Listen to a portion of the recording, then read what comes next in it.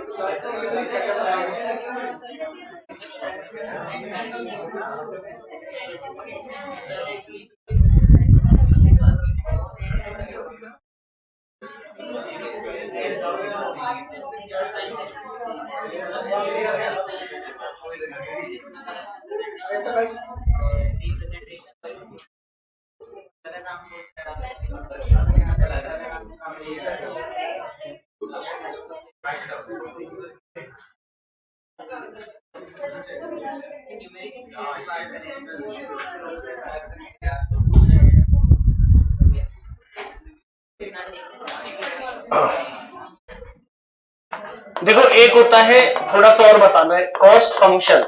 Cost function को denote करते हैं CX से। किससे? CX। उसी में नहीं, लास्ट अपना क्या चल रहा था? अच्छा वो तो मैथ से चल, आज तो डाउट है ना इसमें। बोलो।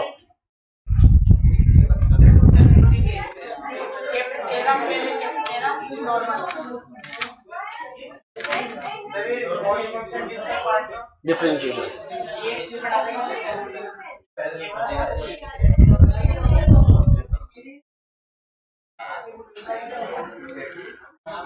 Doubts and doubt 273।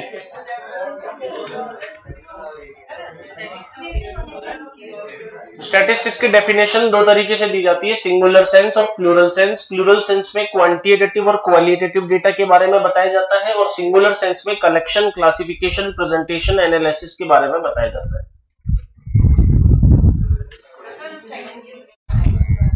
Statistics is defined in terms of numerical data. तो न्यूमेरिकल क्या हो गया? क्वांटिटेटिव। तो क्या हो गया? Plural.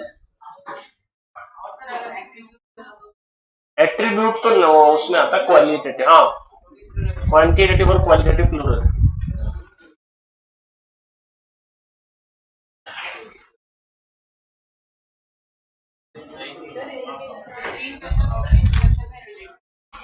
The best method to collect data in natural calamity होगी तो हमें face to face data collect करना पड़ता है, तो वो पर्सनल इंटरव्यू हो गया ना, जाके कलेक्ट करना पड़ता है। जो भी भूकंप आता है तो जो दैनिक भास्कर वाले हैं वो वहां पहुंच के डेटा कलेक्ट करते हैं, तो पर्सनल तौर पे करते हैं, जो सबसे एक्सपेंसिव मेथड होता है, सबसे एक्सपेंसिव, तो पर्सनल इंटरव्यू। ट्रेन एक्सीडेंट में अपन डायरेक्ट डेटा कलेक्ट नहीं करते, थर्ड वेदर डिपार्टमेंट बताता है। अपन बोलते हैं ना, मौसम विभाग के अनुसार जानकारी मिली कि 2 ट्रेनों में अधिक कोहरे के कारण एक्सीडेंट हो गया, तो हम direct person to person information collect नहीं करते, हमें थर्ड पार्टी इंफॉर्मेशन देती है, इसलिए ट्रेन एक्सीडेंट में हम इनडायरेक्ट इंटरव्यू को यूज में लेते हैं।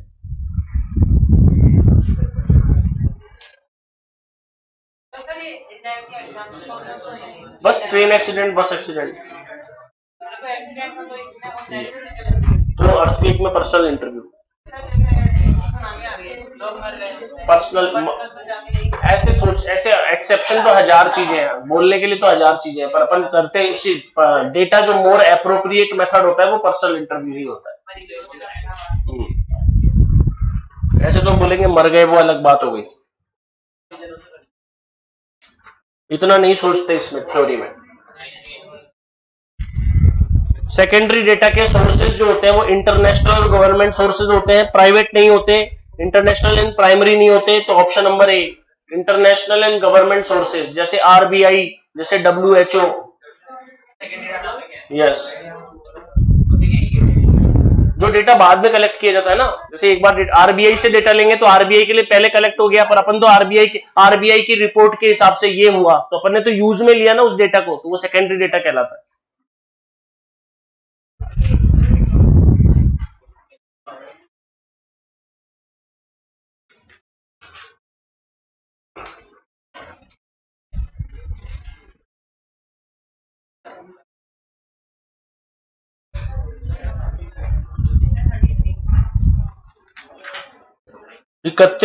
Hidden trend.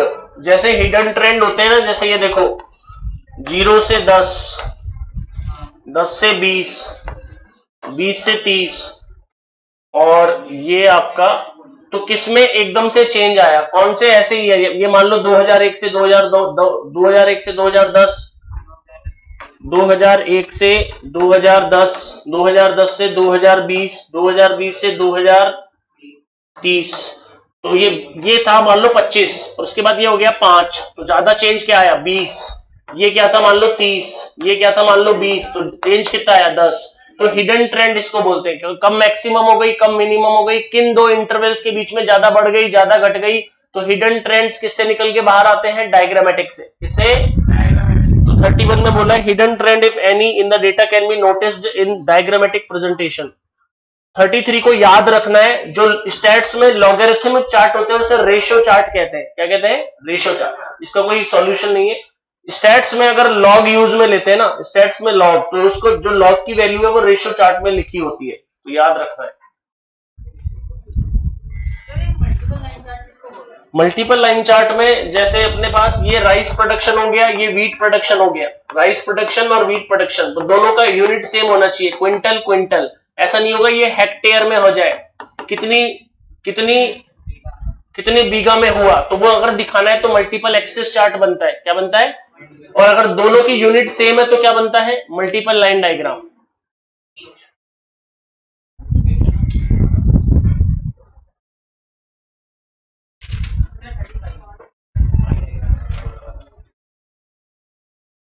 पाई डायग्राम, ये तो याद रखने की बात है ना।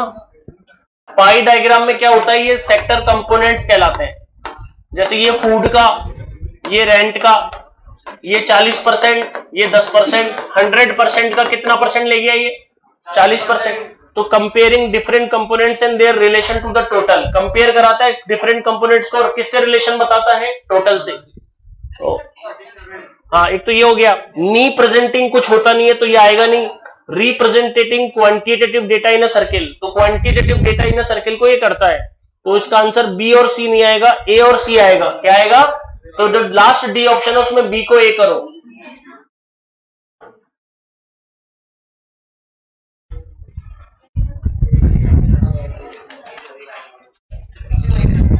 हाँ, वो दोनों आएगा।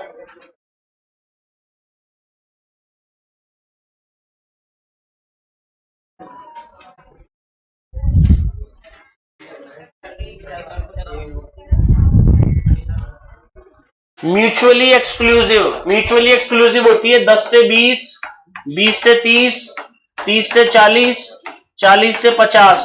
तो ये अपर लिमिट को इसमें शामिल, अपर लिमिट को किसमें शामिल करते हैं? नीचे वाली को। तो it include lower limit but exclude upper limit. कहां गया? Exclude the upper class limit but include the lower class limit. Unequal से इक्वल में विड्थ में कन्वर्ट करता है। हाँ,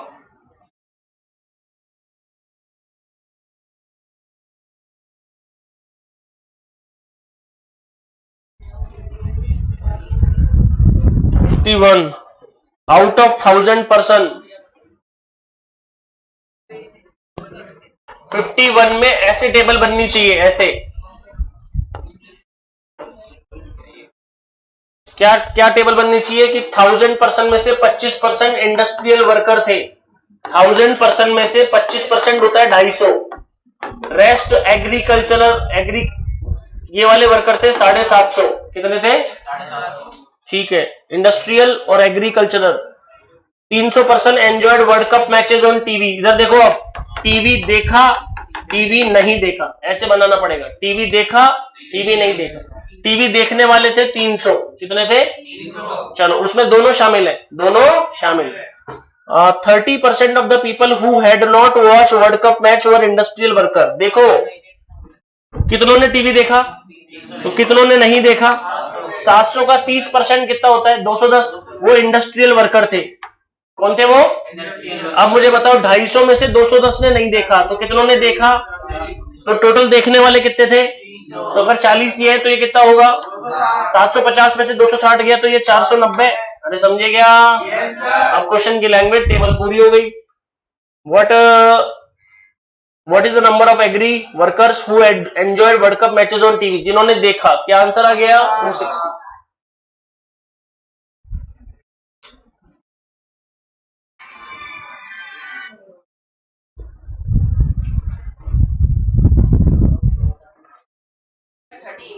43, अगर कोई भी लेस देन सीएफ है ना, जैसे लेस देन 10 पे 5, लेस देन 20 पे 15, लेस देन 30 पे 50, तो ये सीएफ होती है। क्या होती है? अरे क्या होती है? तो ये जो 50 है ये किसके बराबर होती है? Total frequency. किसके बराबर? जब यहाँ पे फ्रीक्वेंसी निकलेगी 5, 15 में से 5 गया 10, 50 में से 15 गया 35, इन सबका टोटल करेंगे तो 50 ही आएगा। यानी ये जो लास्ट वैल्यू होती है वो किसकी तरफ इशारा करती है? Total frequency. तो क्वेश्चन नंबर कौन सा था ये पूछा अभी? 51 नहीं, 51 नहीं, 43। For a particular class boundary the less than cumulative frequency and more than cumulative frequency add up to, कहां तक ऐड होती है वो? कहां तक ऐड होती है? लास्ट में कहां तक ऐड होती है? टोटल फ्रीक्वेंसी तक। कहां तक? दोनों। हाँ तो है तो टोटल फ्रीक्वेंसी के बराबर ही ना। 80 है तो 80 का ही डेटा रहेगा, डेटा थोड़ी चेंज हो जाएगा। तो टोटल फ्रीक्वेंसी तक ऐड होती है। म्यूचुअली इंक्लूसिव, ये तो याद रखना है, इंक्लूसिव में गैप होता है और गैप हमेशा डिस्क्रीट वेरिएबल के लिए होता है। 10 से 19, 20 से 29, ये जो गैप आता है ये कौन से वेरिएबल के लिए होता है? और अगर 10 से 20, 20 से 30 ये गैप नहीं आता तो कौन से वेरिएबल के लिए होता है? कंटिन्यूअस। नहीं, कंटिन्यूस सीरीज नहीं बोलते इसको, इसको बोलते हैं कंटिन्यूस सीरीज, एक्सक्लूसिव सीरीज। इसको तो बोलते हैं डिसकंटिन्यूअस, तो इसको कंटिन्यूअस में चेंज करते हैं। डिस्क्रीट मतलब गैप, थ्योरी में डिस्क्रीट का मतलब होता है जो गैप हो, तो डिस्क्रीट वेरिएबल के लिए काम में आती है inclusive.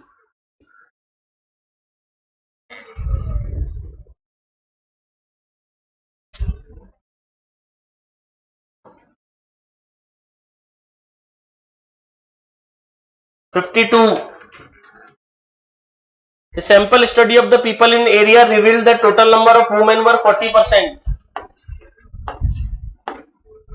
Coffee drinker, coffee not drinker. Total number of women were 40%. 40% women है. Percentage of coffee drinkers were 45 as a whole. Coffee drinker के जो थे वो 45 थे. कितने थे? 40. ये 40% वुमेन है तो मैन कितने हुए? 60%. सही है. कॉफी ड्रिंकर 45 थे. Percentage of male coffee drinker were 20. कहां गया? Male coffee drinker 20. अब बताओ ये टोटल कितने थे? उसमें से मेल कॉफी ड्रिंकर, तो ये कितने बचे? 25 बचे. अब ये 40% क्या थी?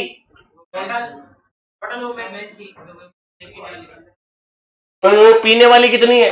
तो नहीं पीने वाली 15. तो देखो क्या पूछा है, what was the percentage of female non coffee drinker? 15%.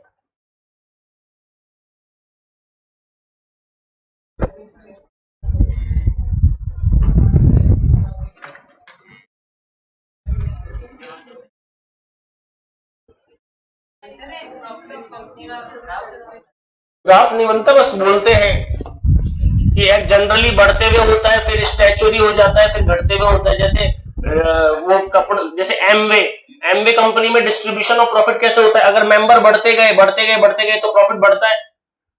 पर बहुत सा 5000 मेंबर जुड़ गए मतलब प्रॉफिट बढ़ता हुआ होता है और फिर वो घटता हुआ भी होता है। तो कोई भी डिस्ट्रीब्यूशन ऑफ प्रॉफिट होता है उसमें बेल शेप कर्व बनता है।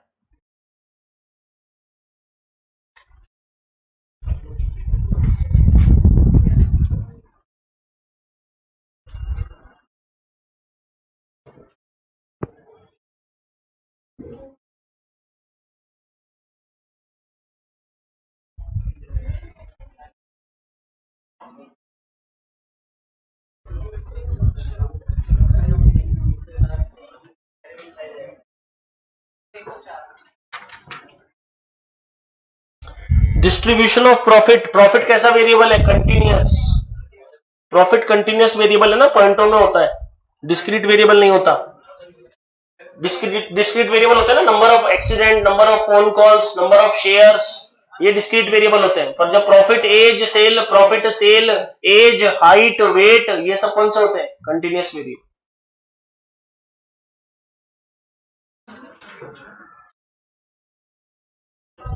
इन 2000 out of total of 1750 workers.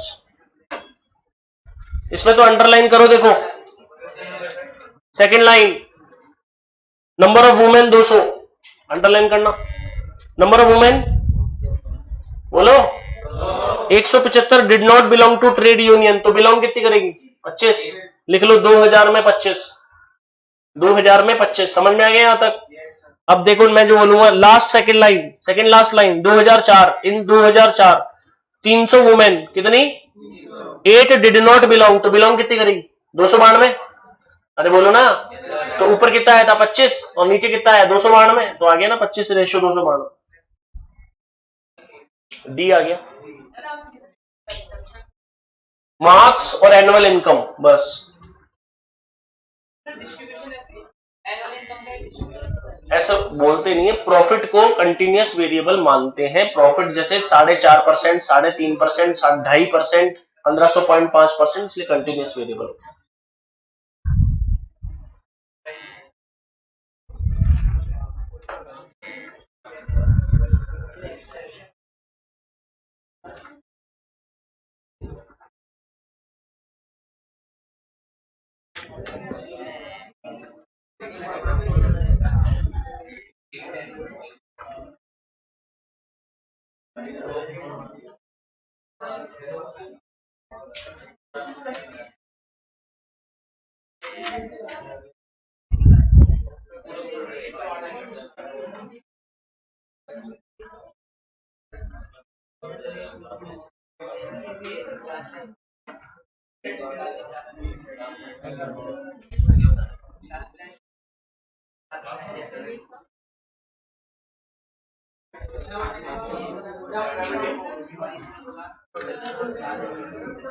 Class length 5, from the following data find the number of class interval. देखो एक इसका छोटा तरीका होता है, छोटा तरीका होता है range equal to number of class interval into class length,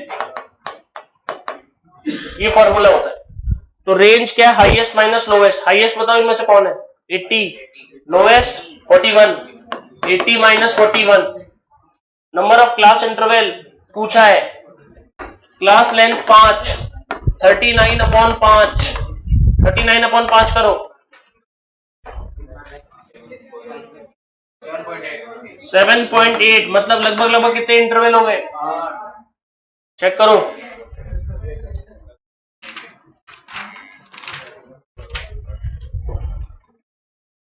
D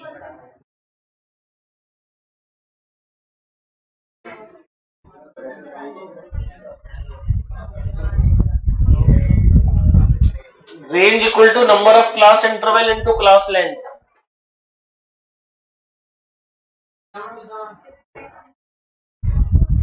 अगर कोई भी डेटा जनवरी फरवरी मार्च है तो इसको टेबल नहीं बोलते।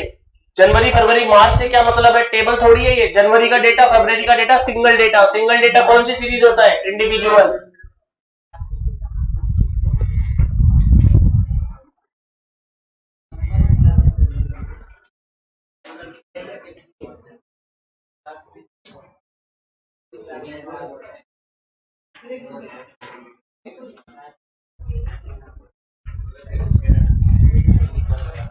Two or more related series we consider multiple bar chart। 2001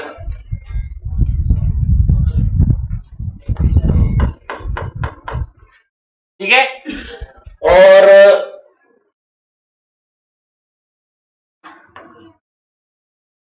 2010, 2003, 2012 rice production, इसमें राइस इतना हुआ, इसमें राइस इतना हुआ। तो जब 2 और मोर टाइम सीरीज होती है तो हम क्या यूज में लेते हैं, multiple bar chart. Multiple bar chart का दूसरा नाम होता है ग्रुप्ड बार चार्ट। तो बीच में कौन सा वर्ड आना चाहिए, और। क्या वर्ड आना चाहिए, और। तो आंसर हो गया ए और सी, दोनों का नाम सेम होता है।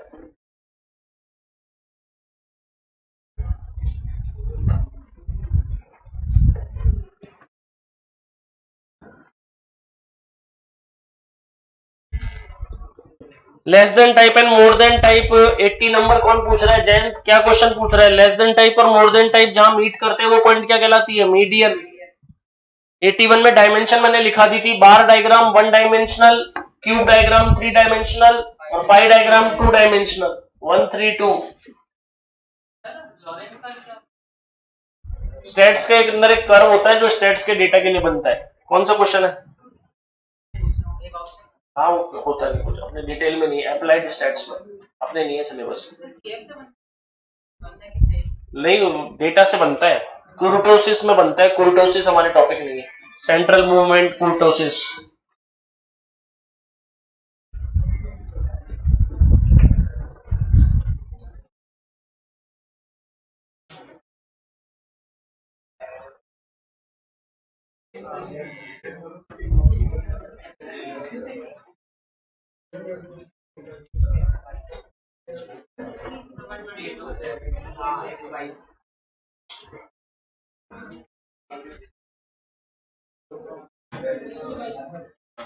एक 122 को याद रखना है, फॉल्स बेस लाइन। नहीं, डेटा ही कंपेयर नहीं है ना। If the fluctuation in the observed values are very small as compared to the size of items, it is presented by the false baseline. याद रखना है इसको, थ्योरी है, इसका कोई एक्सप्लेनेशन नहीं है।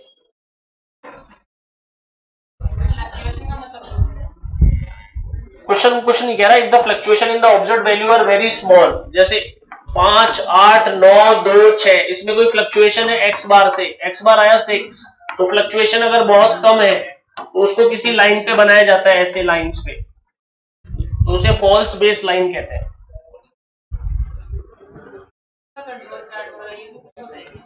क्या? नहीं नहीं, कुछ नहीं, अपने कोर्स में नहीं।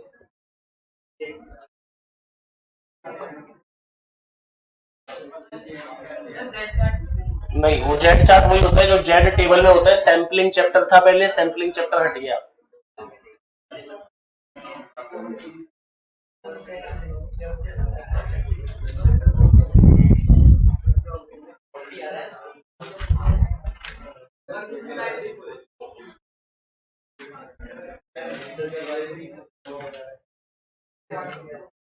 The average salary of actor is 47,000. The statement that the average salary is 47,000 is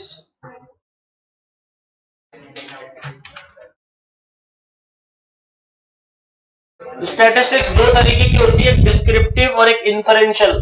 तो जो अगर डेटा होती है ना क्वांटिटेटिव, उसे बोलते हैं डिस्क्रिप्टिव स्टैटिस्टिक्स। और इन्फरेंशियल के अंदर जैसे कोई पॉपुलेशन बढ़ रही है या घट रही है, या कोई नंबर ऑफ एक्सीडेंट के बारे में बता रहा है, या नंबर ऑफ फोन कॉल्स के बारे में बता रहा है, तो जब अगर वो फिगर दे देगा उसे डिस्क्रिप्टिव स्टैट्स कहते हैं। और अगर थ्योरी देगा, थ्योरी में बातें करेगा, तो इन्फरेंशियल स्टैट्स हो जाती है।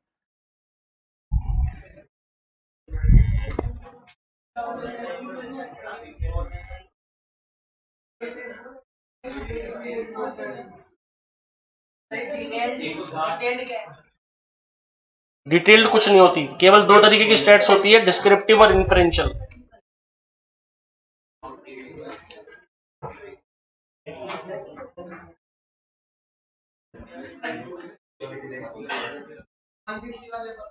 वन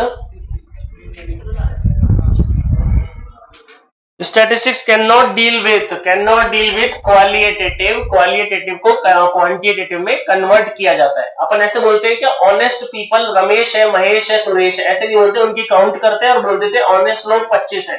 तो स्टैट्स क्वालिटेटिव से डील नहीं करता, किससे डील करता है? क्वांटिटेटिव। एट्रीब्यूट से तो डील करता ही है ना, एट्रीब्यूट तो होती है ना, नेशनैलिटी, जेंडर करते हैं, पर इस दोनों ऑप्शन में से एप्रोप्रिएट आंसर क्वालिटेटिव में एट्रीब्यूट अपने आप आ गया।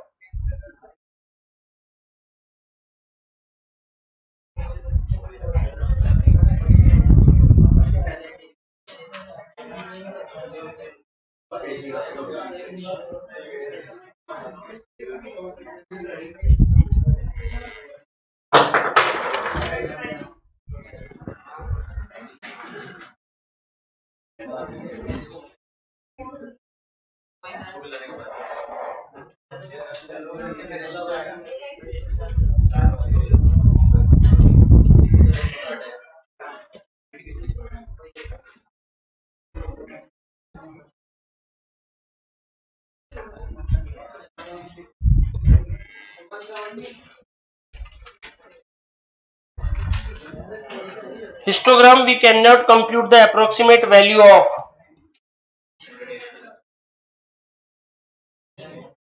हिस्टोग्राम से आता है मॉड। क्या आता है? मॉड मीडियन मीन में रिलेशन होता है। मॉड मीडियन मीन में रिलेशन होता है, पर स्टैंडर्ड डिविएशन का कोई लेना देना नहीं है। तो स्टैंडर्ड डिविएशन आंसर। हिस्टोग्राम से मॉड आ सकता है हाईएस्ट और लोएस्ट से, तो फिर mean minus mode equal to 3 mean minus median से मीन और मीडियन भी आ सकते हैं। तो केवल ये थ्योरी पूछ रही है कि हिस्टोग्राम से क्या नहीं निकाला जा सकता, स्टैंडर्ड डिविएशन नहीं निकाला जा सकता। हाँ वो बात ठीक है, पर उससे लिंक है। हिस्टोग्राम से मीडियन निकलता नहीं है। हाँ पर वो ठीक है, वो थ्योरी के अंदर टच है कि वो आपस में रिलेटेड होती है, तो स्टैंडर्ड डिवीजन नहीं निकल सकता, बाकी तीनों अप्रोप्रिएट है।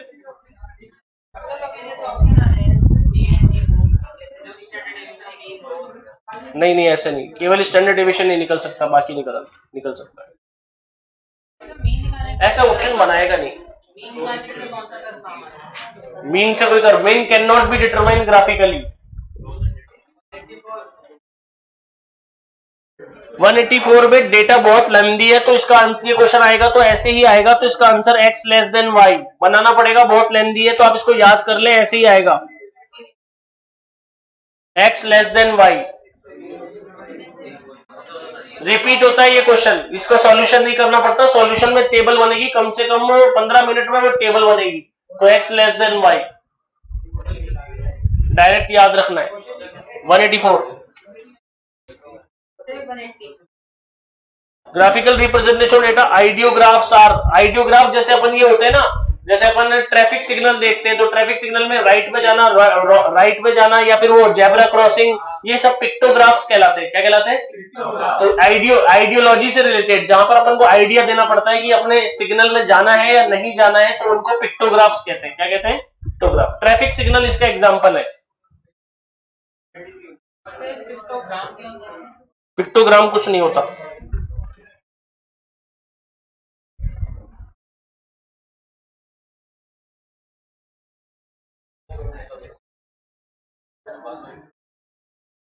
नॉर्मल,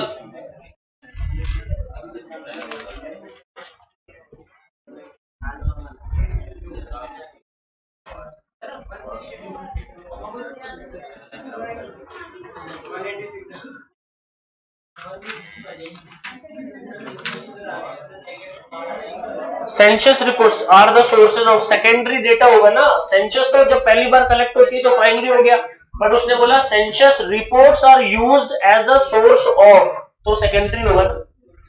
सेंसस रिपोर्ट्स को आधार मानकर अगर हिंदू मुस्लिम में कोई डेटा विभाजित करते हैं कि इनको बीपीएल मिलना चाहिए नहीं मिलना चाहिए, तो अपने किसको आधार माना है? सेंसस रिपोर्ट्स को। तो वो हमारे लिए क्या हो गया? सेकेंडरी। तो ये हमारे लिए कंसर्न में पूछ रहा है, सेंसस के लिए नहीं पूछ रहा। ये तो केवल लिखता census is a primary data.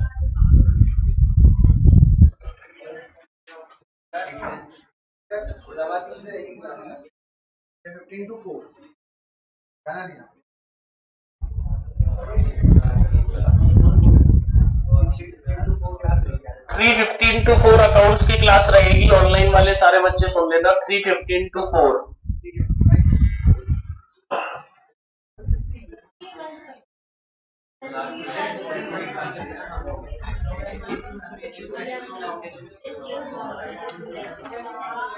Normal,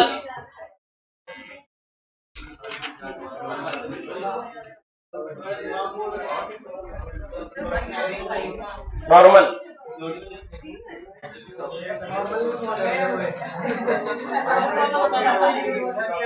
165।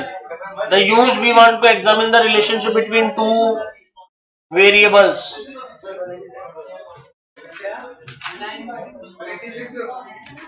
अरे ये वेरिएबल्स के लिए पूछ रहा है, ये कोरिलेशन चैप्टर से उठ के यहाँ पे छप गया क्वेश्चन, ये यहाँ का नहीं है क्वेश्चन, इसका इस चैप्टर से कोई लेना देना नहीं है। कह रहा है we want to examine the relationship between two variable, जैसे प्राइस और डिमांड, जैसे प्राइस और डिमांड, जैसे तो हम क्या बना सकते हैं उसमें? बार ग्राफ से कोई लेना देना नहीं है, स्कैटर डायग्राम। क्या बनाएंगे? एक एक्सिस पे एक्स और वाई, प्राइस और डिमांड के पॉइंट प्लॉट होंगे। अगर वो लोअर डायरेक्शन से अपर डायरेक्शन जाएंगे तो पॉजिटिव, अपर से लोअर आएंगे तो नेगेटिव। तो ये केवल उस चैप्टर का क्वेश्चन है, यहाँ छप गया।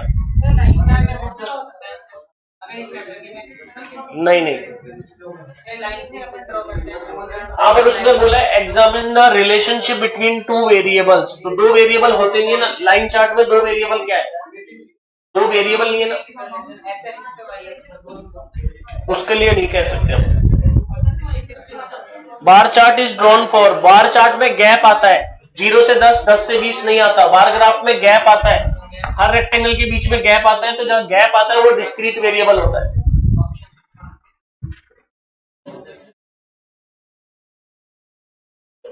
तो बार ग्राफ के लिए यहाँ पे 2001, 2003, 2005, तो डेटा कैसा होना चाहिए? Time series. Comparing different components, वो केवल पाई चार्ट करता है, इसी में कंपोनेंट होते हैं, इसमें कंपोनेंट नहीं होते। हाँ नहीं नहीं, time series data. C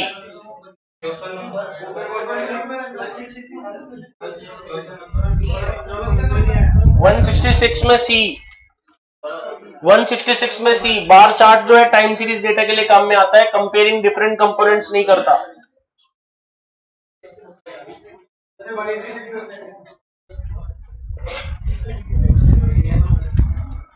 A student S1, S2, S3, S4, S5, if we need to draw a pie chart, what will be the central angle for S3? अरे यार S3 का वैल्यू है 90, S3 का वैल्यू 90, और सबका total कर ले, total frequency कितना? 400 है, 432 पक्का? नहीं आ रहा होगा, 432 ही आ रहा होगा, देख लो। Frequency upon total frequency into 360 degree, 432 ही आ रहा है। 90 अपॉन 432 इंटू 360, 75।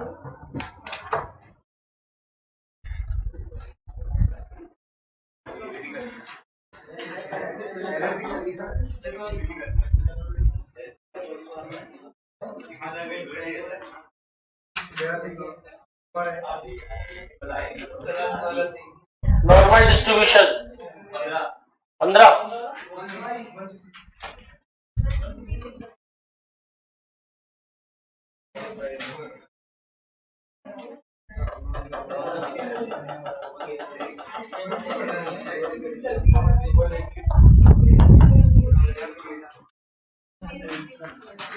क्वेश्चन नंबर 15 में एक प्रॉपर्टी होती है जो शायद अपन ने लिखी नहीं, हो बता देता हूं। नॉर्मल के पैरामीटर होते हैं μ1 और σ1 स्क्वायर। σ1 स्क्वायर बोल दिया, ये x वेरिएबल का, ये y वेरिएबल का, μ2 और σ2 स्क्वायर। जब x प्लस वाई दोनों को ऐड करते हैं जो नॉर्मल को फॉलो करता है, तो जो नए मीन और नए वेरिएंस आते हैं μ1 प्लस μ2 σ1 स्क्वायर प्लस σ2 स्क्वायर हो जाते हैं। तो इसमें μ1 और μ2 दे रखे हैं, कितने दे रखे हैं देखते हैं, 10 और 12, तो 10 प्लस 12 कितना हो गया? 22। वेरिएंस इसमें दे रखा है, एसडी दे रखा है 3 और 4, तो 3 का स्क्वायर 9, 4 का स्क्वायर 16, तो मीन आ जाएगा 22, वेरिएंस आ जाएगा 25, एसडी आ जाएगा 5। तो क्या पूछा है इसमें? मीन और एसडी 22 और 5, 22 और 5। ऐसा क्वेश्चन आगे भी होगा। μ1 प्लस μ2 σ1 स्क्वायर प्लस σ2 स्क्वायर नए पैरामीटर्स हो जाते हैं। बाइनोमियल में भी लिखवा देता हूं।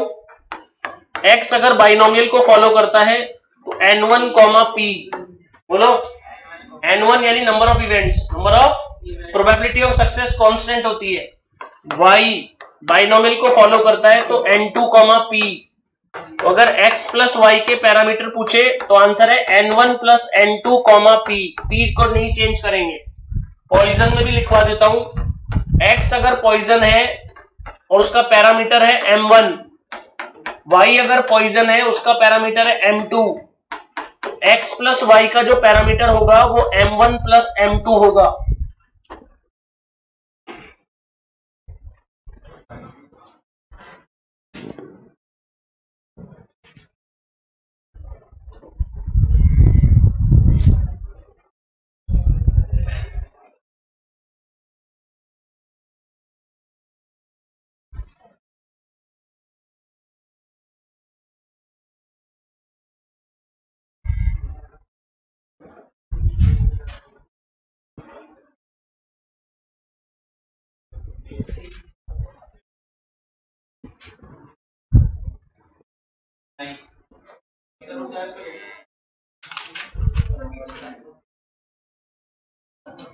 Which of the following is falls in normal distribution? क्या नॉर्मल मल्टी मॉडल होता है?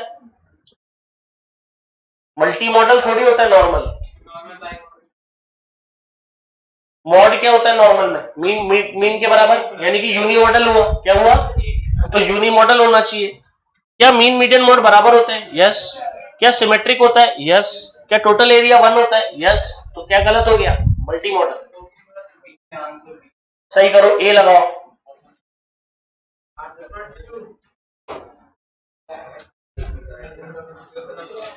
ट्वेंटी टू में यही करना है। 22 में μ1 plus μ2 σ1 square plus σ2 square, 3 plus 5 8, 64 plus 36 100, 3 plus 5 64 plus 36, तो 8 कॉमा 100। वो बोला है 8 कॉमा ए, तो ए की वैल्यू क्या हो गई? 100।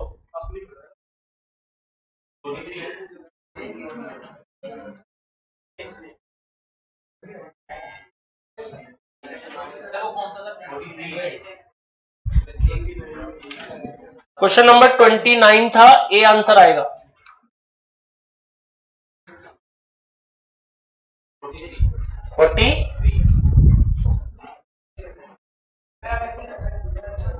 43 लास्ट आज का Ex equal to 1, Ex equal to 1, probability x is greater than 1। हाँ जी, Ex किसको बोलते हैं? मीन को। किसको? x की वैल्यू किससे बड़ी है? 1 से बड़ी क्या होगी? कब तक जाता है? पीछे किसको छोड़ के आए? तो 1 में से किसको माइनस करेंगे? तो 1 माइनस e की पावर माइनस 1, 1 की पावर 0 अपॉन फैक्टोरियल 0, e की पावर माइनस 1, 1 की power 1 upon factorial 1, 1 minus e की पावर माइनस 1, e की पावर माइनस 1, 1 माइनस 2 e की पावर माइनस 1। समझ गया?